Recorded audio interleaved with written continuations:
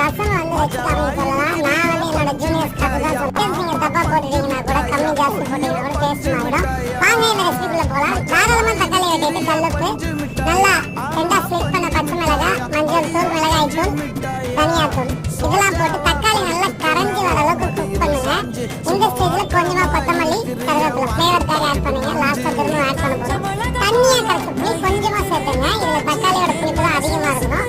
அப்புறம் கொஞ்சம் தாராளமா தண்ணி ஊற்றிட்டு இடிச்ச மிளகு, இடிச்சு வச்சிருக்க சீரகம், 1 ஸ்பூன் மிளகு தூளுக்கு 1.5 ஸ்பூன் சீரகத்தூள் போடுங்க.